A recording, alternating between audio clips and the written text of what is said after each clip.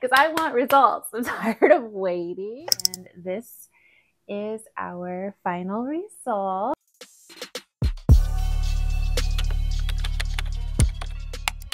Hey friend, welcome back to my channel. Thanks so much for your patience. If you're already a part of my community, I do my best to post weekly and I was doing so good there for a while, but June is a very crazy month for me. It's my son's birthday, it's my partner's birthday, it's Father's Day, my mother-in-law's birthday we're getting ready to go through, and my mom is getting ready to come visit me. So my head is like spinning. Every year June just whoops my arse. I should have saw it coming, but I think I was just a little bit optimistic and just got very busy. So all that to say, thanks for your patience waiting for a new video, and I think you'll be happy with this one. We're going to continue working on my hair today. In my last video, which you may or may not have seen, I will pop it up above and I'll also put it in the description, but we went from my natural hair color, which is a very, very dark brown, you know, like borderline black hair color, and we lifted it with 20 volume and bleach, and we got to this really nice like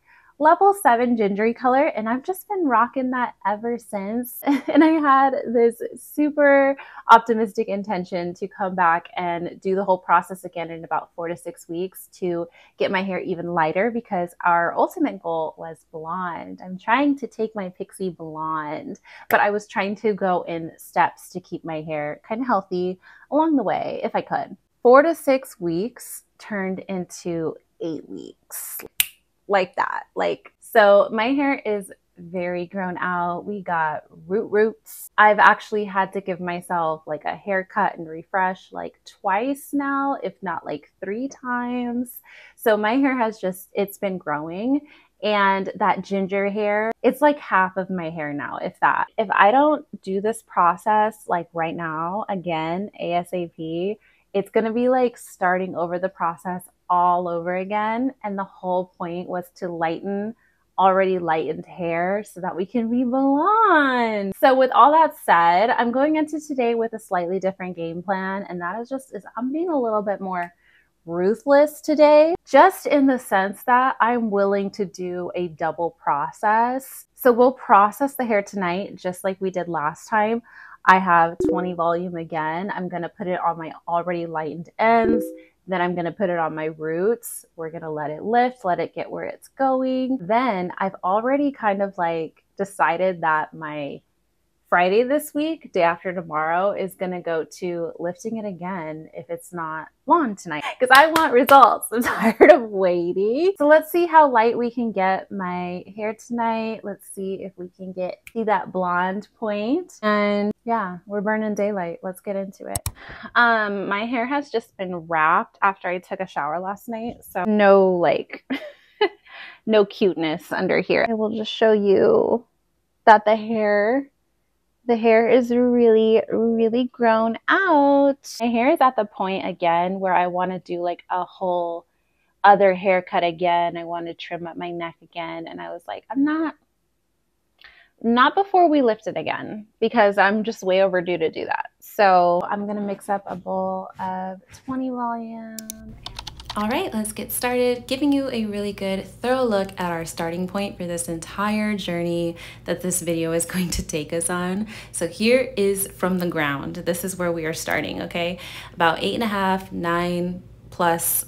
I'm uncertain how long it's been, but it's been at least a good 2.5 months of grow out here. And we're applying the same way as last time on our ends, mid to ends, and then we're gonna come back for our roots after we get some visibility confirmation that our ends are moving and lifting. And we do it in this order to mitigate the risk of something called hot roots, which is where the hair at your roots closest to your scalp gets extra bright, and then the rest of your hair doesn't lift quite to that same amount of brightness. It's a very obvious difference. It does not look cute. It looks like a DIY fail. I think we may have all seen it, unfortunately, maybe on ourselves or maybe on others with at-home bleaching jobs, but it's just not cute, but it's totally preventable. And the reason this happens is because heat emits off of our scalp, and the hair at our roots is closest to our scalp where that heat is. Now that heat is like a rainbow ribbon for the bleach. It's going to rapidly speed up the processing time. So it's just like that hair right there, it's not on an equal playing field with the rest of the hair as far as processing. That's why you can wait to count that hair in at the roots at the end. And here you can see I swiped the bleach too early in one area, so look how quickly that lifted and it's extra bright. Something you can do is rinse it out, which I had considered for a moment, but I decided to watch it instead, and then my camera cut off. Y'all, don't say nothing about my hair right now, okay? I'm showing you this because it wouldn't be right to leave it out. Don't say nothing about my macaroni hair, okay? I'm so glad I can't see your facial expression right now because I'm judging myself. Day before yesterday, very conveniently ran out of bleach, so I wasn't able to hit these areas here in the back, the nape of my neck, and some specific root areas. So we're a little uneven on top of being macaroni cheddar cheese orange. The good news is my hair still has some good integrity. It feels pretty normal, honestly. Today, we're here to do it all over again. I'm lightening my hair again. It's Friday, so my hair took a rest on Thursday. And all I did since then is I've just been putting in this comeback kit from Fenty Hair. This is their bond repair treatment. And I've used it. This is like the third time already, but I specifically noticed some really good silkiness, softness, and just like, I feel like it really helped after Wednesday. So I'll probably leave this in my hair again today after everything's all said and done. I love ginger, orangey, auburn tones of hair, but my tolerance does end somewhere here. I can't sit at this stage. I don't think anybody really likes to sit at this stage. That is why we're doing a double process today. I really hope I end this video looking fine and blonde. Geez, I better. I'm so happy my hair is already short and I'm not afraid to cut it shorter or off because you just have to be ready for anything when you go blonde. I said that in my last video, but I'm so serious. You have to be ready for literally anything. Real quick, I'm gonna give you, and what I mean by uneven is I know my roots, like I really got my roots like over here, back here, obviously not right here though. And like I said, around my ears, around the nape, still shadowy and dark. Nothing that, I mean, we're just gonna hit it all over again, so it'll be okay. And I'm gonna start with my ends again. But yeah, my hair is fine. I still have my curl pattern. Really quick, because I know that some of us are curious about the supplies that I'm using. I'm using all Wella products, and Wella works for me. I like Wella. We're using their 20 volume Color Charm Cream Developer. I went ahead and got a big bottle because if I'm gonna be maintaining blonde, I'm just gonna need to have some developer on hand for retouches. Their corresponding Color Charm Powder Lightener. I have two toners. I'm not sure which one I'm going to use, but we'll find out. I have T35 Beige Blonde, which is a toner I've used in the past when I had blonde hair. And then we have T11 Lightest Beige Blonde. So I'm assuming my hair is going to get pretty light today. So I just bought this one today, the Lightest Beige Blonde, so in case we get that really nice pale yellow whitish blonde, which I've actually never quite been at that level before. I don't know what's going to happen today. And I have some actual hair coloring gloves today and they're very cute. So that's making me feel optimistic. Let's go ahead and get started. All right, y'all, we are officially going for process number 2. And I was just praying that we would get out of our cheddar cheese era with this process. But as far as the application goes, this is all just rinse and repeat, rinse and repeat. So we applied everything in the same order. We just are watching with hopeful eyes that we're gonna lift ourselves up out of this super brassy area. But this time you will see a difference in how saturated my hair is in the lightener. And this is the good example. The first time was the bad example. I knew I had a questionable amount of bleach, but I still went for it. And I paid the price. So it is better to have too much supplies or to end up with extra than it is to run out with cheddar cheese hair. Now everything was fine because I knew how to wrap my hair up and leave the house without showing it. But that's a bit of advice I would give you. Just get an extra packet, get an extra bottle. Don't risk it, okay? So this time had to humble me, and it humbled me in this way. I realized that I wasn't getting a whole lot of lift this time. And then I remembered from many years ago when I went blonde how processed hair will reach a certain point where it gets really stubborn and it decides it's not going to give you any more lift no matter what you do. No matter how many times you start getting into a point where you increase damage but you don't get any more lift. So my hair decided to clock out and go home right there in the neon yellow zone. Just fabulous. And so now we are mixing up a bowl of toner and we're using that with 10 volume. This was the lightest beige toner, the T11, and you can see that my hair is starting to change. Now I applied this on mostly dry hair because I wanted this to really soak up and saturate my hair. I did not want this toner diluted. I needed every ounce of power it had. And so you see my hair is turning kind of beigey. I feel like the beiges have a little bit more of like a rose gold undertone, but they're very safe, you guys. Go for a beige blonde before you try to go for an ash when you're dealing with this extreme brassiness, because you can get all sorts of wacky like color mixture reactions.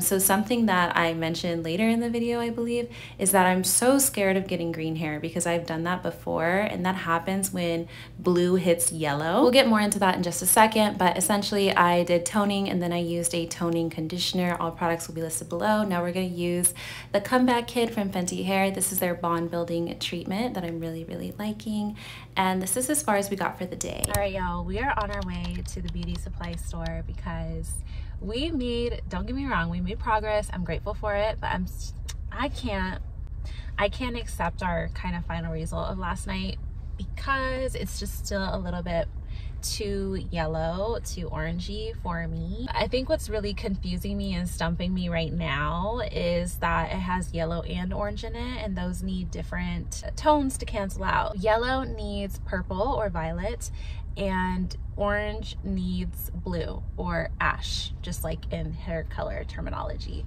So the problem is those need like different colors to neutralize, but I have both in my hair right now, I would say. I think I'm sitting at like a level 9 with maybe some level 8 more orangey all throughout, and this is particularly what I am worried about today. Getting something that has blue or too much blue in it, and that blue hitting the yellow in my hair, because there certainly is a good amount of that, and it turning green.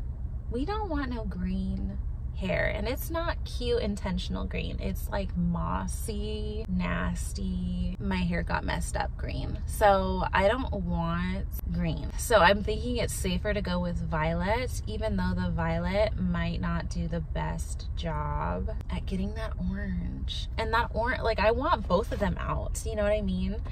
So I've already processed my hair twice this week and I toned. So this is my last shot for at least a few weeks to do anything with it, and I really want to make the right move. So I did a little YouTube research, and I think what I'm going to go with, or what I'm looking for at the beauty store, is a demi-permanent hair color that has like a violet base, maybe a violet ash base, violet blue, so we could hit both of those, but definitely not just only blue or only ash, because I foresee that making my hair green. So it's a little scary.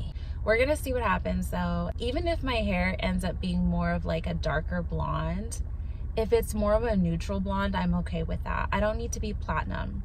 I just need to be neutral. Like, that's the priority. So we'll see. This is what my hair is looking like. Please excuse my appearance. It's just too much to get all done up every time I get on camera for a step, because there's just been so many, and my makeup all just melts off as soon as I put my head over the tub and rinse anyway. So it's really just wasted effort to get done up for these videos. So this is where my hair ended up last night. It looked cute style wise because I styled it, but color wise wasn't like exactly the outcome I wanted. So you went with me to Sally's earlier, and I got a different brand. This is the Ion Color Brilliance, and I got a level 8 toner. I feel like I'm pretty much like a level 8, if not like a level 9 in some places. And it's an 8V for violet. Hopefully just help overall. I'm in the middle of making a cake in the oven right now. My dishwasher is going and my AC is on, so just bear with me, y'all. I have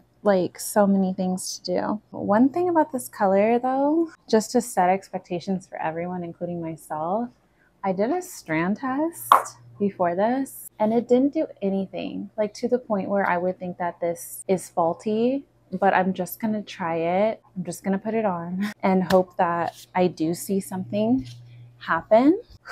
Okay, so yeah, that's what we're gonna do right now. All right, that took some elbow grease. This is a very thick formula. I looked up the mixing ratio and it was 1:1, so it's like really thick.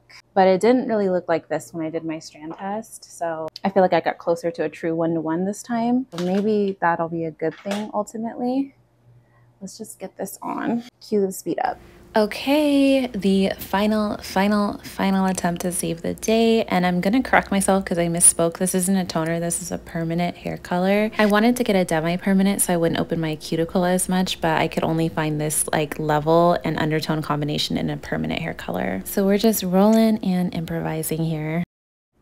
Okay, so I'm gonna let this have a good like 35 minutes on my hair, unless there's like any red flags before that time has elapsed, to just give it like a fair shot.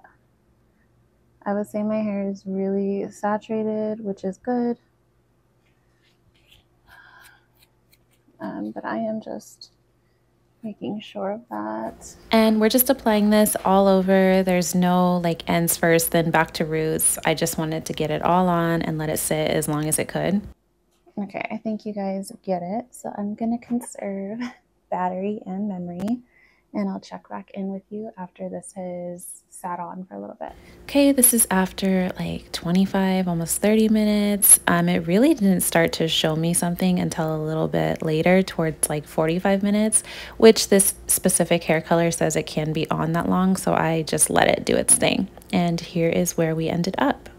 All right, let's just rinse this out. And then I have this, which I honestly don't know if I'm going to use it. I'm going to rinse it out like shampoo and then have a look in the mirror in the bathroom and then maybe use it, but I'll let you know. Okay, editing Katricia letting you know I did use that, and then I used the Fenty hair, the richer one, Moisture Repair Deep Conditioner, and this is the color that my hair turned out while wet, so I just worked in that deep conditioner. I put a hair cap on, I left it for like 10-20 minutes, and that was it. This is how our hair ended up wet. It does look kind of like a rose gold beigey color, but we finally got something a little different. What a bumpy ride. We are finally done with this entire process, and this is our final result. I was really worried there though, honestly, for most of this, that I wasn't going to be able to get the color somewhere that I could like confidently wear it. But I think we did just enough to get it tweaked to a really cute, really wearable,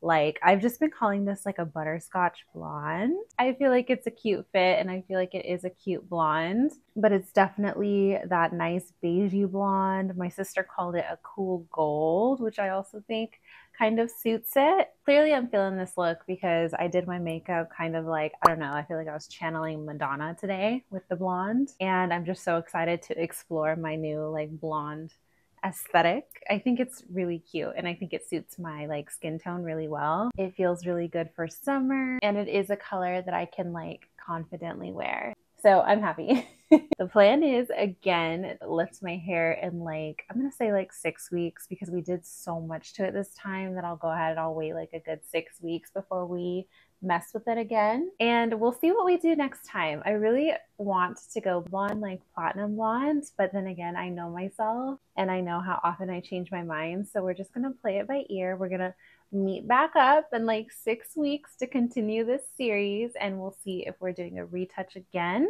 but with more experience and more knowledge to bring into it, or if we're gonna do something else. Let me know what you think of how it turned out down in the comments. If you're looking for any specific products I use throughout this hair vlog, they're of course gonna be provided down in the description for you. I'm just so glad I survived. I'm so glad my hair survived. I'm so glad I like the outcome. Thanks for hanging out with me. Thanks for writing this out. We did it. Don't forget to like this video, subscribe if you haven't already, and I look forward to seeing you next week for a new video. Bye.